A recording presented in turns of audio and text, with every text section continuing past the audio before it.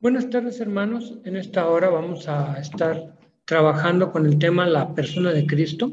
Hemos estado trabajando con la revelación en Cristo, la obra de Cristo, y ahora vamos a hablar de la persona de Cristo. En nuestro sistema teológico nosotros estamos trabajando con el asunto de quién es Dios. Y obviamente el Dios que nosotros conocemos, el Dios verdadero, es el que reveló Jesucristo. Entonces, en ese sentido, tenemos que empezar nuestra teología hablando sobre todo lo que tenemos que decir de Cristo, porque de eso dependerá siempre lo que nosotros digamos o entendamos de Dios Padre y del Espíritu Santo, porque a Dios nadie lo vio jamás, Jesucristo lo ha dado a conocer, entonces vamos a estar trabajando en esto.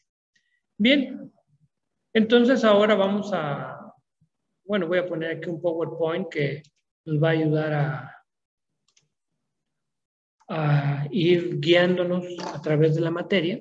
Ya saben, yo espero que hayan hecho sus lecturas de Cristo del capítulo 3, el capítulo 3, según entiendo yo, la persona de Cristo.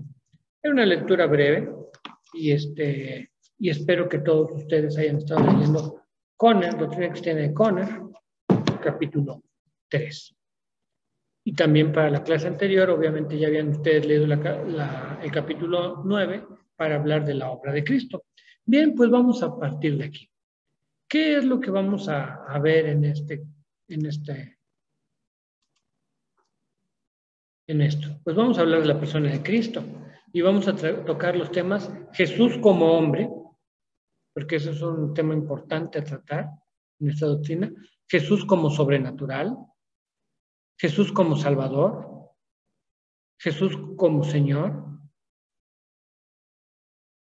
Y luego, obviamente, vamos a tratar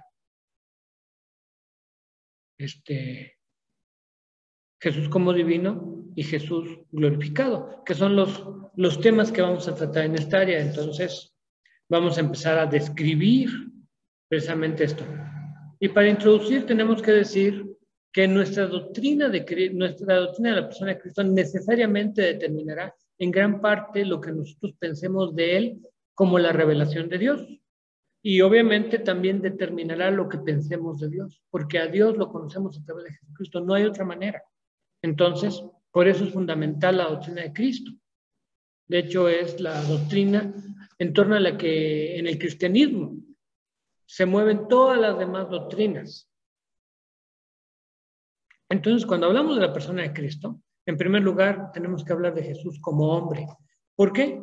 Porque lo primero que tienes en los evangelios es la historia de un ser humano. Un ser humano muy especial, pero un ser humano. Un ser humano que también era Dios. Pero empezamos con lo que vieron las personas que lo conocieron primero. Lo vieron como un ser humano. Y entonces tenemos que recordar que en Jesús como hombre, que la designación favorita que Jesús usó para referirse a sí mismo fue el término hijo de hombre. Ese término podía significar un ser humano, también podía ser una referencia a Daniel, allá de uno como hijo de hombre, al que se le entrega el poder y el juicio, o sea, ese ser escatológico que viene a juzgar al mundo. Pero antes que nada, significa que era un ser humano. Y Jesús usa este término para identificarse con el ser humano. Y entonces, el hecho de su humanidad. ¿Qué tenemos en el hecho de su humanidad? Bueno, en la historia del cristianismo ha habido grupos que han puesto en tela de duda la genuina humanidad de Jesús. Y unos de estos fueron los docetistas, quienes sostuvieron que el cuerpo de Jesús no era real, que era algo como un hombre real, que no era un hombre real, sino solo Dios apareciéndose en forma humana. O sea, era una apariencia. Hubo otros que decían que no, Jesús no era ni hombre ni Dios como Arrio. Y bueno, hubo muchos movimientos en este sentido, pero tenemos que tener en cuenta que si hay algo que es fundamental en el Nuevo Testamento, es que Jesús fue verdadero hombre. Los padres dijeron que si Jesús no es un ser humano, no puede redimir, porque acuérdense que el Redentor siempre es alguien que es tu pariente cercano.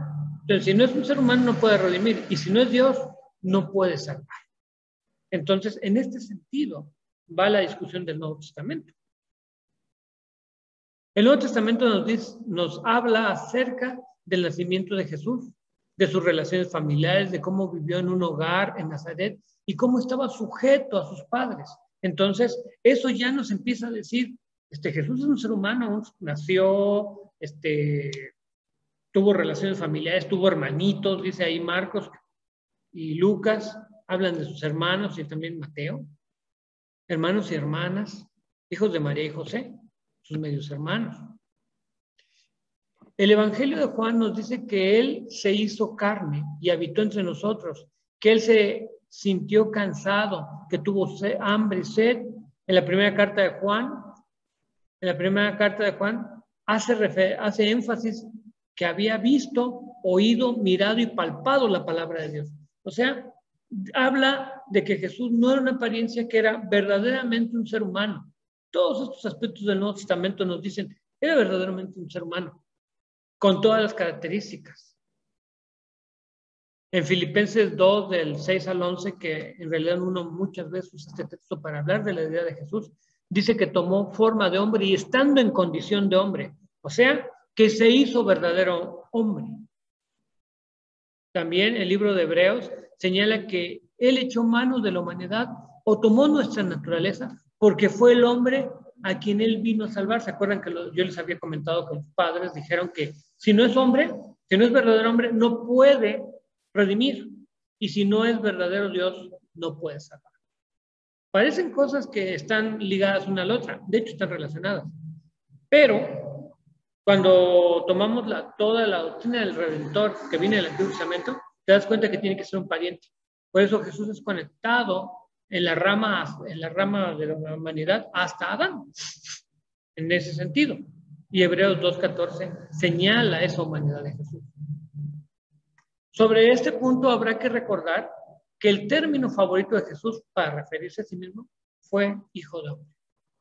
Lo que significaba que Jesús estaba plenamente identificado con la humanidad. O sea, le servía como título mesiánico, el cual describía dos ideales.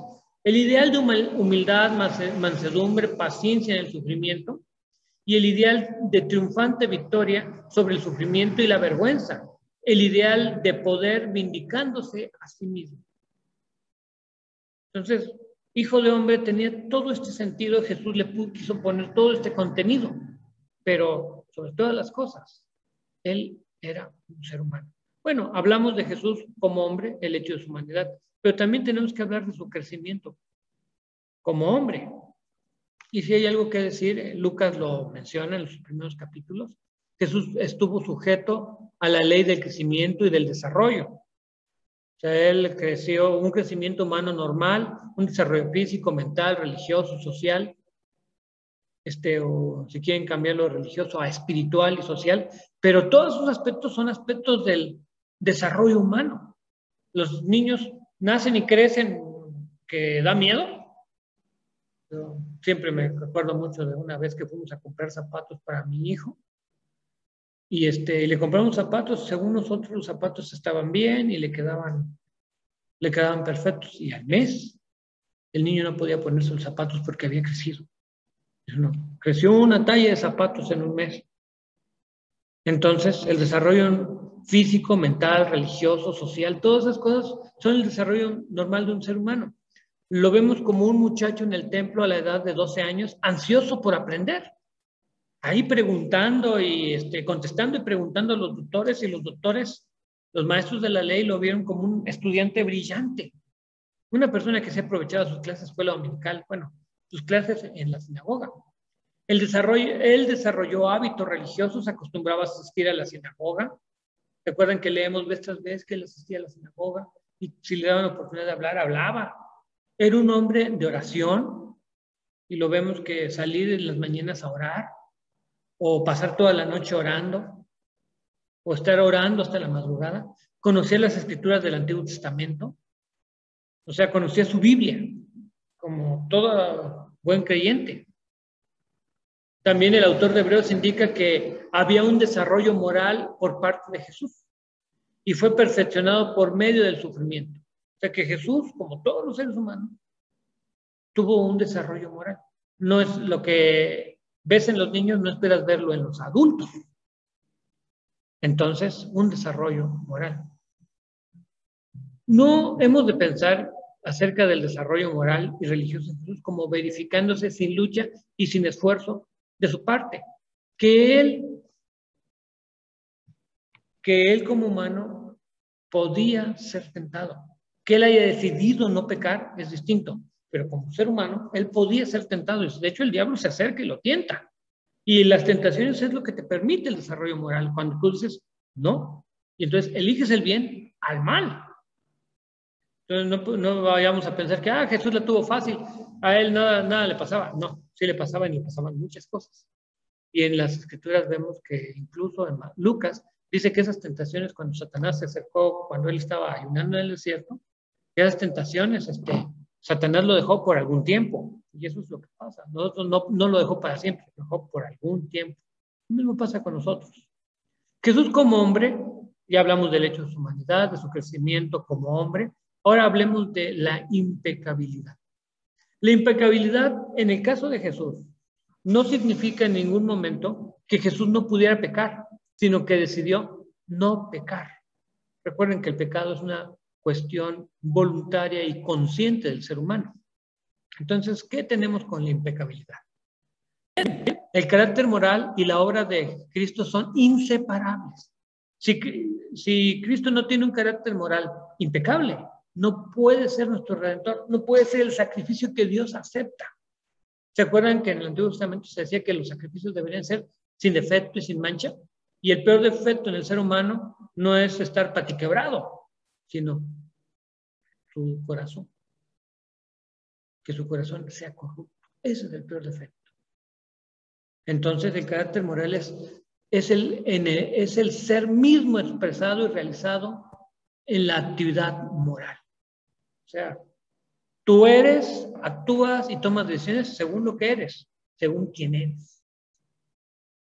Cuando a Jesús se le contempla desde el punto de vista de la excelencia moral y la calidad espiritual, se descubre que perteneció a una clase de la cual él era el único miembro, el único ser impecable en toda la historia de la humanidad.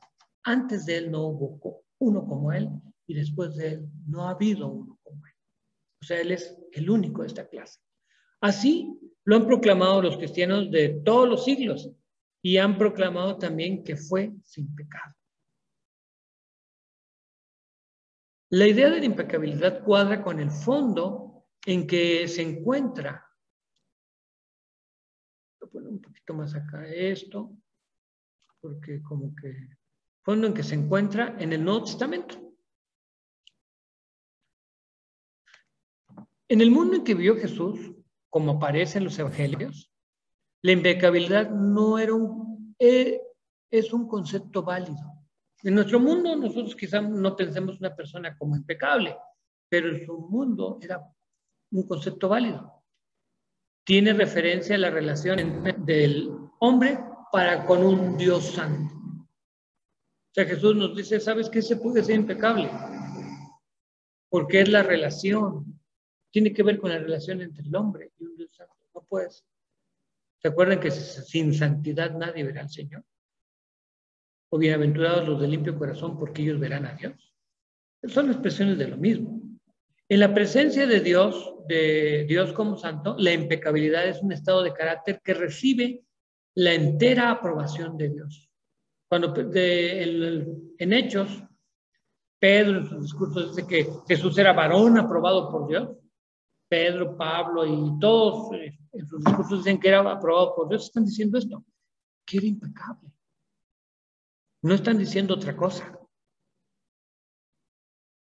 Segundo aspecto, los escritores de los evangelios presentan a Jesús como un personaje ideal. O sea, la impecabilidad, en primer lugar, cuadra con el fondo en el que se encuentra el Nuevo Testamento. Pero también los escritores de los evangelios presentan a Jesús como un personaje ideal. Jesús mismo llama a los hombres para que le sigan. Sus demandas son presentadas con un carácter absoluto. llama a otros hombres para que sigan su ejemplo. Sed imitadores de mí. Bienaventurados los que hacen esto. Sí, entonces llama a los hombres para que le sigan, para que sigan su ejemplo. También esta narración del Evangelio del carácter iba de idea de... No, esta narración del carácter, idea de Jesús lleva la idea de Jesús el sello de la genuinidad. Entonces ahí Jesús no fue un héroe inmaterial, o sea, no fue una persona inventada. Él fue un hombre de carne y hueso que vivió bajo condiciones históricas concretas. Incluso los historiadores romanos hablan de que existió. Los tiempos en que vivió, el país en que habitó, la raza a la cual perteneció, las circunstancias concretas, sus obras son también conocidas. Él no es provincial, pero es un personaje universal. Es un hombre ideal. Es el hombre según la imagen de Dios. Por eso nos puede mostrar a Dios. Es el hombre ideal. Es como debe ser un ser humano. Lo inmaculado de Jesús es necesario para la unidad del cuadro dado de él en los evangelios. Simplemente cuando pensamos en cómo es Jesús presentado en los evangelios, la impecabilidad ajusta precisamente con lo que se dice de él. La impecabilidad de Jesús cuadra con la idea de que la revelación del Antiguo Testamento haya su cumplimiento en Jesús. O sea, cuando pensamos en que ¿cuál era el propósito del Antiguo Testamento? Pues mostrarnos cómo era un ser según las demandas de Dios.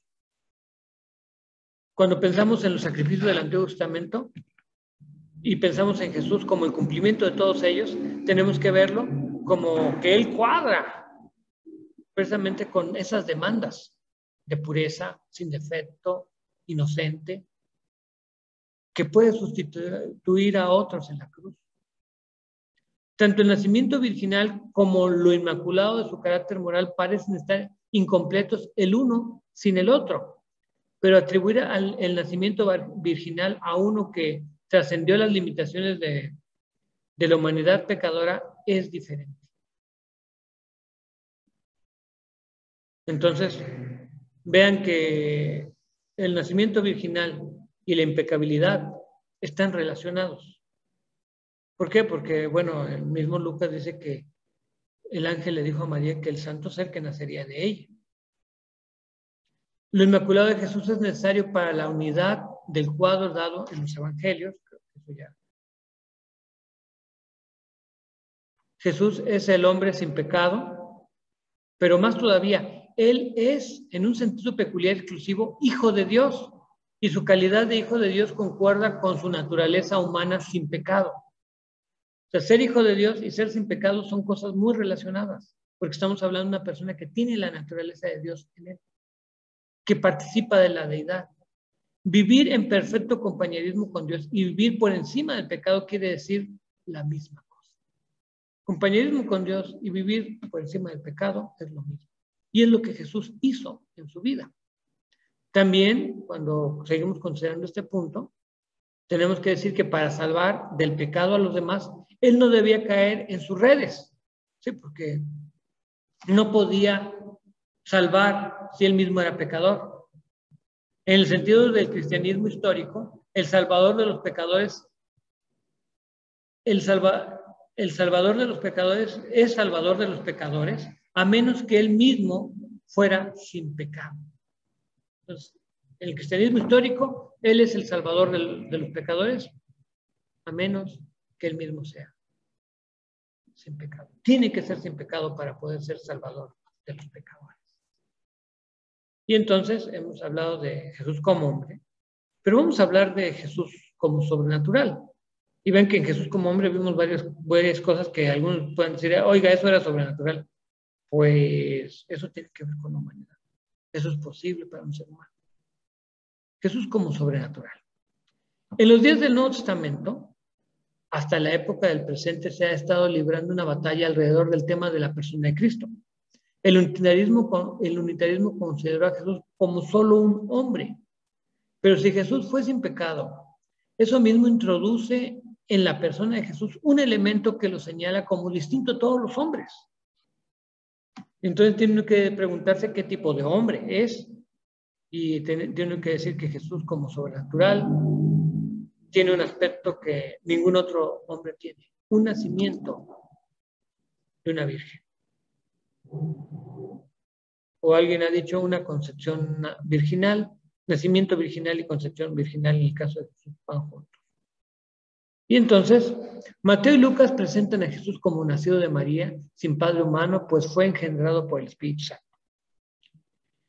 El origen de su vida se ajusta muy bien al tipo de la vida terrena que vivió Jesús.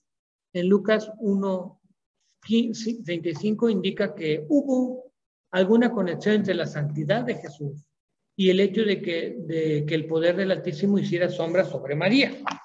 Entonces ahí él establece alguna conexión que ya habíamos mencionado. Entonces hablamos del nacimiento virginal, pero también hablamos de los milagros. Porque si hay algo que todo el mundo recuerda acerca de Jesús, es que fue una persona que hizo milagros. Los milagros de Jesús fueron para beneficio de los pobres, para sanar al enfermo, para liberar de los demonios, para derrotar a Satanás, para salvar de la incredulidad. Entonces, los milagros de Jesús mostraron la buena voluntad de Dios hacia la humanidad. Y si hay algo que se le recuerda de Jesús es que hizo milagros. Algunos han querido quitar los milagros, pero si alguien quita los milagros de los evangelios, quita los evangelios. También tenemos que hablar de la resurrección, porque eso también es algo sobrenatural. Su nacimiento virginal, sus milagros y su resurrección son aspectos sobrenaturales. Eso no pasa a cada rato por aquí. Entonces, ¿qué tenemos que decir sobre esto de la resurrección? Resulta evidente por los relatos evangélicos que los discípulos no esperaban que Jesús resucitara de entre los muertos. Y cualquiera que haya leído los 4 evangelios se da cuenta que los discípulos no esperaban eso. Ni siquiera las mujeres que fueron ese día. Ellas iban a ungir un cuerpo de un muerto para prepararlo para que ella se quedara ahí para siempre. Iban a correr el riesgo de contaminarse, pero le tenían estima, mucho amor. Y iban a hacer esto por él. El testimonio general del Nuevo Testamento es que Jesús resucitó y esto produjo cambios extraordinarios en sus discípulos y sus opositores. Por ejemplo, Pablo. Pero también uno ve a los discípulos apocados después de la muerte de Cristo, y cuando lo ven resucitado y viene el Espíritu Santo, vemos unos discípulos que están en su mejor tiempo, en su época de oro, predicando, trayendo personas, discipulando, haciendo todo lo posible porque las personas vengan a Cristo. Entonces, esos cambios extraordinarios, incluso en los opositores como Pablo, solamente tienen una explicación: que Jesús resucitó. Y por otro lado también que los opositores que dijeron que se habían robado el cuerpo, cosas como esas, jamás mostraban el cuerpo de Cristo. Y bien, entonces le añadimos algo: Jesús y el Antiguo Testamento. Y bien, solamente estamos hablando de Jesús como sobrenatural. ¿Qué pasa con Jesús y el Antiguo Testamento? Jesús y todos los escritores del Nuevo Testamento lo consideraron como el Mesías del Antiguo Testamento y como el cumplimiento de la religión del Antiguo Testamento. O sea, en Jesús, la promesa del Mesías o de la simiente se cumplió. En Jesús se cumplieron todos los sacrificios. En Jesús, todas las expectativas de esperanza del Antiguo Testamento se cumplen. Y el Nuevo Testamento enfoca a Jesús para decir esto: Él es el cumplimiento, Él es el Mesías, Él es al que estábamos esperando. Como el Mesías por mucho tiempo esperado, Él fue considerado como el cumplimiento de todo el orden de cosas del Antiguo Testamento. Una cosa es clara: el Nuevo Testamento considera a Jesús como un ser sobrenatural. Y en muchos sentidos, simplemente el hecho de cumplir todo lo que se pedía en el Antiguo Testamento, eso es sobrenatural. Bien, entonces volvemos a nuestro tema principal. Hablamos de Jesús como hombre, como sobrenatural, y ahora vamos a hablar de Él como Salvador, que son de los temas que siempre Jesús es el Salvador del mundo. Hasta tenemos cantos que dicen eso, ¿verdad? Jesús como Salvador. ¿Qué hay con esto? El centro de la doctrina del Nuevo Testamento de Cristo es la experiencia de los cristianos neotestamentarios acerca de su poder salvador y de la realización de su señorío espiritual en sus vidas. Jesús es el Salvador. Incluso su nombre decía eso, ¿verdad? El nombre de Jesús decía que él era Salvador. El nombre fue visto como el Salvador, como el Redentor. En muchos textos del Antiguo Testamento se le llama Salvador, Redentor, propiciación. Todos esos temas que tienen que ver con la salvación se engloban en Jesús. O sea, si hay algo central, es la doctrina de la salvación. Y es una piedra de toque porque es la doctrina que divide. La revelación, como ya discutimos, divide a los cristianos. Pero también la doctrina de la salvación nos divide. La salvación por fe en Jesucristo. Solamente se puede ser salvo creyendo en Jesús como único Señor y Salvador. Y entonces, cuando hablamos de que el centro de la doctrina de la teología del Nuevo Testamento es Jesús como Salvador y todas las implicaciones y obviamente los requisitos para ser salvo que mencionamos, arrepentimiento del pecado y fe en Dios o fe en el Señor Jesucristo y por ende en Dios, entonces tenemos que entender que Jesús salva porque es Señor y es nuestro Señor porque nos ha salvado. Entonces Jesús como Señor, Jesús es también Señor. Él es Señor en virtud del hecho de que es nuestro Salvador. Por ser Salvador del hombre, tiene dominio moral en la vida de ese hombre. O sea, si alguien dice, Jesús es mi Salvador, pero no quiere que su Salvador dictamine cómo debe vivir, entonces esa persona tiene una idea muy chueca de ser cristiano. Y posiblemente no lo sea, diría Juan en su primera carta. ¿Por qué? Porque Jesús tiene un dominio moral en la vida del hombre que acepta a Jesús como único Salvador. Las demandas de Jesús, de Cristo son evidentes en los evangelios. Son evidencia en los evangelios de este señorío. Jesús pidió cosas bastante interesantes. Le pidió a las personas una lealtad profunda. Les pidió que asumieran su vida y que lo siguieran, sí, como un ejemplo, que llevaran su cruz cada día y lo siguieran. O sea, las demandas de Jesús son evidencia en los evangelios de su señorío. Les pidió a algunos que dejaran todo lo que estaban haciendo y que lo siguieran. A otros les pidió que abandonaran todas sus cosas y que creyeran en él. Las evidencias, obviamente, nosotros vemos evidencias de su señorío en Pablo. Pablo le llama constantemente Señor en el sentido absoluto. Así como el Señor del Antiguo Testamento, Pablo usa el término para referirse a Jesús en sentido absoluto. En Apocalipsis también se le llama a Cristo Señor de Señores, Rey de Reyes y Señor de Señores. Y no es el único lugar, o sea, todo el Nuevo Testamento testifica de que Jesucristo es el Señor, para gloria del Dios Padre. Entonces, el señorío de Cristo. Y luego, obviamente, cuando hablamos de Jesús como Salvador, dijimos que para salvar tenía que ser divino. También, Jesús como Señor nos recuerda que ese señorío que Jesús pide o que menciona tiene que ver con su deidad. Entonces, las enseñanzas de los evangelios acerca de la deidad de Jesús. El título Hijo de Dios se aplica a Jesús varias veces. Jesús posiblemente no se lo aplicó a sí mismo en los evangelios sinópticos. La voz escuchada en el bautismo cita el Salmo 2 y lo identifica como Hijo de Dios. Este es mi Hijo amado en el que tengo complacencia. El diablo y los demonios lo reconocieron como Hijo de Dios.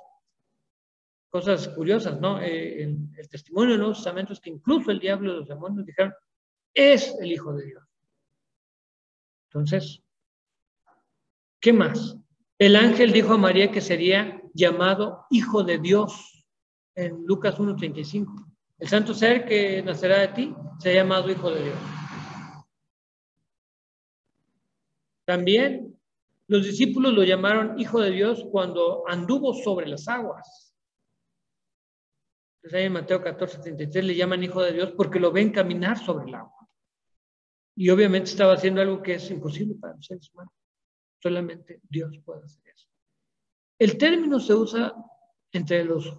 usaba entre los judíos para designar al Mesías, en referencia a 2 Samuel 7, porque él dice que él será mi hijo y yo seré su padre.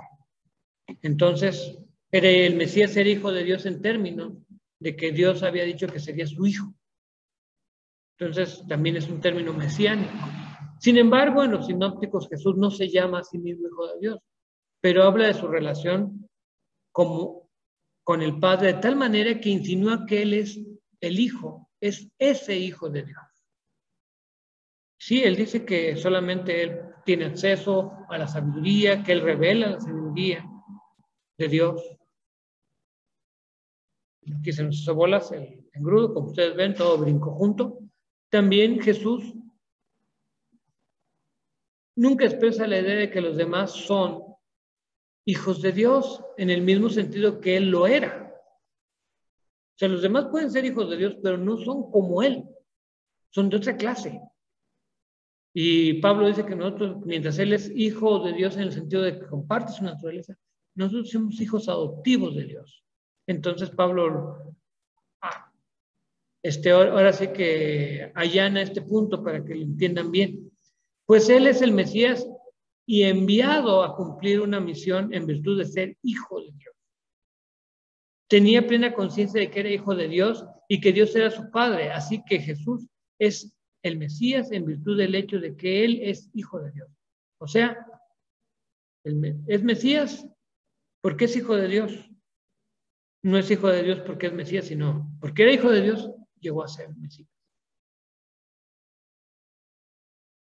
Otra enseñanza, Jesús demandó lealtad y la lealtad y la obediencia de los seres humanos como ninguno lo hubiera hecho.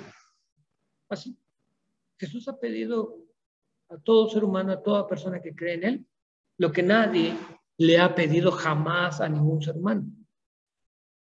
Demandó la absoluta y resuelta obediencia de los hombres y que sus destinos dependían de lo que ellos, sus destinos dependían de lo que ellos hicieran en relación con sus mandatos. O sea, tu destino depende de lo que hagas con lo que yo te digo. Si me rechazas, tienes un destino. Si me aceptas y me obedeces, tienes otro destino. Entonces, él le pidió a las personas una obediencia absoluta, algo que solamente Dios pediría.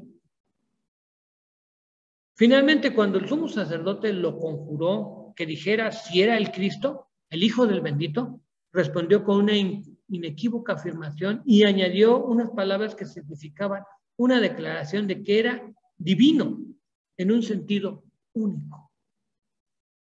Entonces también tenemos ese testimonio mismo de Jesús. Ahora vamos a terminar unos pasajes del Nuevo Testamento. Ya así brincamos por las enseñanzas de los evangelios sinópticos, pero en el evangelio de Juan 1:1 dice: en el principio del verbo, el verbo era con Dios y el verbo era Dios. Este era con Dios en el principio. Aquel verbo fue hecho carne y habitó entre nosotros, y vimos lo que decía en el versículo 14. En el versículo 18, nadie ha visto a Dios. El unigénito Hijo que está en el seno del Padre, Él le ha dado a conocer. A Dios nadie lo ha visto jamás.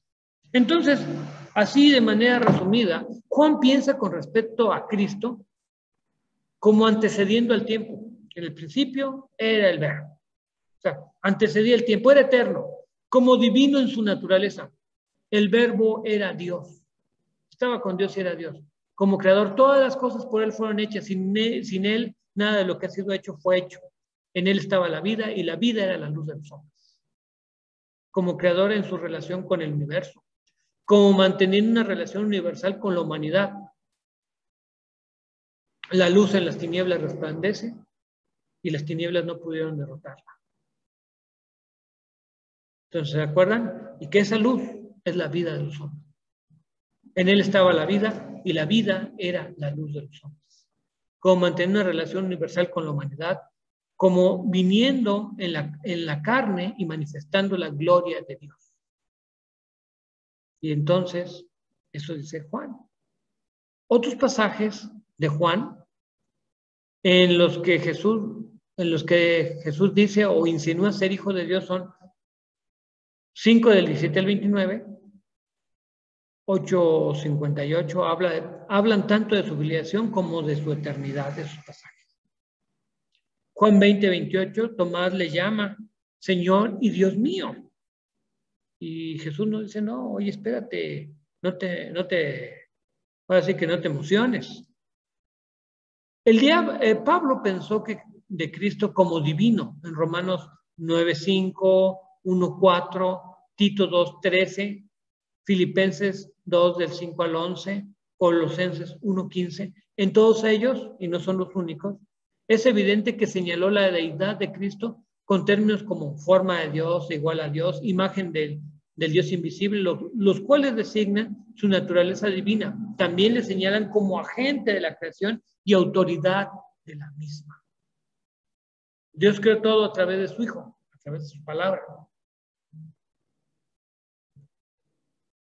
Pablo, Juan y Pedro presentan a Cristo como existiendo antes de que Él viviera en la tierra, o sea, como preencarnado. Juan 1 y 2, Filipenses 2:6, 1 Pedro 1:11 y 20, hablan de Cristo así como existiendo antes de estar aquí en el mundo, cosa que eso no es posible para los seres humanos. Tú empiezas a existir en tu concepción y dejas de existir en tu muerte en el sentido de este mundo.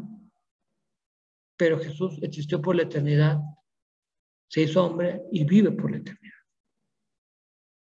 En Hebreos capítulo 1, cuando dice que Dios nos ha hablado en estos últimos días en un Hijo, Él quiere decir que la palabra de Dios vino en su Hijo.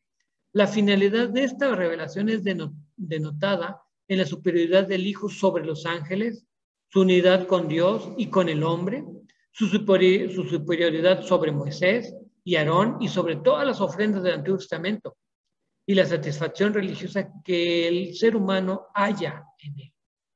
Entonces, todas esas cosas dice Hebreos acerca de Jesús. En el versículo 12 dice que todo el orden creado está fundado en Cristo como eterno Hijo de Dios. Él es supratemporal e incriado y resplandece con la gloria de Dios y la misma imagen e impresión de su sustancia, o impresión de su sustancia. Entonces, habla Hebreos de Jesús como divino. En la última parte del capítulo se establece un contraste entre Cristo como Hijo de Dios y los ángeles como siervos creados. Son distintos porque dice tu trono, Dios. De él dice, tú eres Dios. Ahora, la actitud hacia él, finalmente, si Jesús es divino, entonces, ¿qué onda con nosotros? ¿Cómo debemos acercarnos? El Nuevo Testamento también se debe recordar que los primeros cristianos fueron monoteístas. Y fueron monoteístas de veras, no como nosotros. Nosotros somos monoteístas trinitarios. Pero para ellos Dios era único. Sin embargo, ellos confiaron en Él, le adoraron, le sirvieron en el mismo grado en que los seres humanos pueden confiar en Dios, adorarlo y servirlo. Y si Jesús no es Dios, entonces ellos estaban cometiendo idolatría. Y nosotros también. Pero ellos no entendieron eso. Ellos entendieron que estaban adorando al único Dios verdadero. Jesucristo. Confiaron en Jesús como salvador del pecado, así que confiar en Cristo para salvar el pecado es fiar en Él como Dios, porque Dios es el único que te puede salvar. Por lo tanto, la fe en Cristo y la fe en Dios son solo una fe. Cuando una persona tiene una idea de esas que oran al Padre, oran al Hijo y oran al Espíritu Santo, están equivocándose porque Dios es uno. Bien, entonces, ahora vamos a hablar de Jesús glorificado. Bueno, nuestro último punto es hablar de Jesús glorificado, porque hemos hablado de Jesús todos los aspectos hasta su resurrección, pero el evento cristológico no termina con la resurrección. Jesús asciende al cielo y envía su espíritu, ahí glorificado. Lo primero, las escrituras exponen la exaltación de Jesús, y vamos para allá, y luego la importancia de la exaltación. Entonces, dos cosas a tratar sobre Jesús glorificado. La primera, las escrituras exponen la exaltación de Jesús. Y ahí vamos. El Nuevo Testamento representa a Jesús ascendiendo al cielo. Jesús murió en la cruz, fue sepultado, resucitó y ascendió al cielo. Estuvo con los discípulos como por 40 días y ascendió al cielo, que es el testimonio del Nuevo Testamento. Jesús ascendió al cielo a la vista de todos sus discípulos, pero no dejó de ser real a sus discípulos. Él era una realidad espiritual en lugar de ser un ser personal. Y eso obviamente vamos a tratar con las consecuencias de esto. Pero en primer lugar, ¿cómo lo ve el Nuevo Testamento? Los escritores, en el Nuevo Testamento, los escritores miran, debería ser miran, no moran, hacia arriba al Cristo glorificado, sentado a la diestra de la majestad en las alturas, que lo ven entronizado, o sea, exaltado. Y eso lo leemos en Hechos, lo leemos en Hebreos, lo leemos en Corintios. O sea, los autores del Nuevo Testamento no dudaban en decir, Él está exaltado, está entronizado, ha sido glorificado. Y entonces lo representan como ascendiendo al cielo. Entonces, los resultados de esta ascensión al cielo, los resultados de su exaltación, su autoridad universal después de la resurrección. En Mateo 28, 18, toda potestad me ha dado sobre el cielo y en la tierra. Por tanto, o sea, las consecuencias vayan y hagan misión. Por un lado, es todopoderoso, tiene todo el poder del universo para realizar la obra de Dios y para que su pueblo realice la obra de Dios. Pero también su omnipresencia espiritual, también esto lo hace omnipresente. Y aquí estoy con ustedes todos los días hasta el fin del mundo.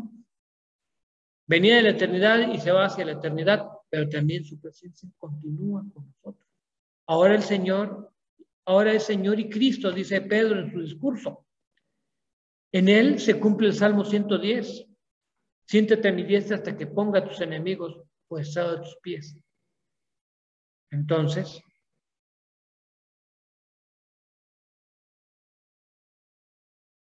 más resultados de su exaltación, su autoridad universal y su poder se muestran en el derramamiento del Espíritu Santo. Pedro dice, mira, aquí está la prueba. El Espíritu Santo que fue derramado entre todos los creyentes es la prueba de su poder universal y su autoridad. Tiene autoridad y poder universal. Y la prueba es la presencia del Espíritu. También, Él está presente por su Espíritu con su pueblo y actúa en ellos y por medio de ellos en el establecimiento de su reino. O sea, Jesús sigue estando aquí con nosotros. Los niños dicen que está en su corazón. Sí, está en nuestro corazón, es cierto. Cuando creemos en Él, el Espíritu Santo viene a morar en nosotros, pero es el Espíritu de Cristo y es el Espíritu de Dios. O sea, Dios Trino está en nuestra vida. Y entonces, vemos más resultados. Otro resultado, en Romanos 1:4, Pablo dice que Jesús, por la resurrección, obtuvo una posición de poder conforme a su más alta naturaleza. Y entonces ahí en Romanos 1:4, vamos a leer el texto.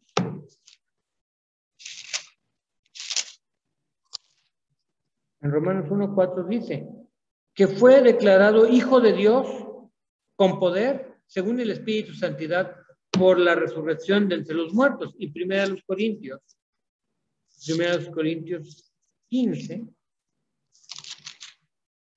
el versículo 20, mas ahora Cristo ha resucitado de los muertos, primicias de los que durmieron es hecho, porque por cuanto la muerte entró por un hombre, también por un hombre la resurrección de los muertos, porque si como en Adán todos mueren, también en Cristo todos serán vivificados, pero cada uno en su debido orden. Cristo, las primicias, luego los que son de Cristo en su venida, luego el fin, cuando entregue el reino al Dios y Padre, cuando haya cumplido suprimido todo dominio, toda autoridad y potencia, porque preciso es que Él reine hasta que haya puesto a todos sus enemigos debajo de sus pies.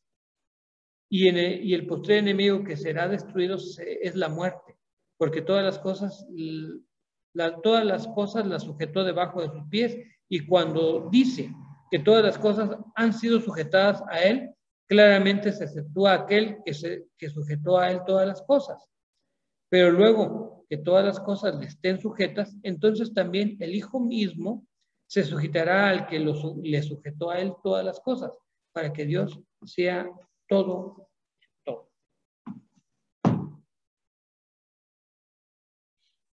Y más resultados. Filipenses 2, del 9 al 11, señala que la soberanía absoluta que le viene como recompensa de su humillación y su muerte voluntaria, porque él se despojó a sí mismo. Dios lo exaltó, ¿se acuerdan que por lo cual Dios lo exaltó hasta lo sumo y le dio un nombre que es sobre todo nombre, para que el nombre de Jesús se doble toda rodilla, para que en su nombre se doble toda rodilla de los que están en el cielo y en la tierra? Entonces, el nombre del Señor se doble toda rodilla de los que están en el cielo y en la tierra. Entonces, ¿cuál es el nombre? Señor. Apocalipsis lo presenta glorificado en su poder y majestad, Apocalipsis 1, y como vencedor del mal. En el resto de todo el libro se ve a Jesús glorificado venciendo al mal. Entonces, el otro aspecto. La Escritura expone la exaltación de Jesús y la importancia de la exaltación. ¿Qué hay con? Bueno, ¿por qué la exaltación de Jesús es importante? Y cuando hablamos de la importancia de la exaltación, es esta. Es que el cristianismo es una religión que mira hacia arriba al Cristo glorificado y le rinde adoración por las siguientes razones. La primera, porque en su glorificación Él se levantó sobre las limitaciones del tiempo y espacio. Cuando Jesús es exaltado, cuando Jesús asciende, ya no está limitado ni por tiempo ni por espacio. Podía estar con los discípulos en Emaús y también con los discípulos en Jerusalén. El tiempo y espacio habían desaparecido. Ahora Él estaba en el ámbito de la eternidad. Estaba por encima de tiempo y espacio. También las limitaciones de tiempo y poder fueron removidas. Ahora es todopoderoso y omnipotente. Todopoderoso y omnipresente, debería decir ahí. Él es todopoderoso y omnipresente. También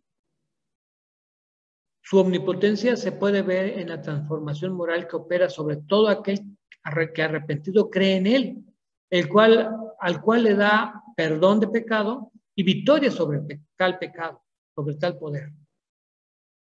Y esta es una omnipotencia bastante, yo creo que bastante importante, porque el ser humano no puede controlar el pecado. Pero Jesucristo lo transforma de tal forma que ahora puede vivir por encima del pecado.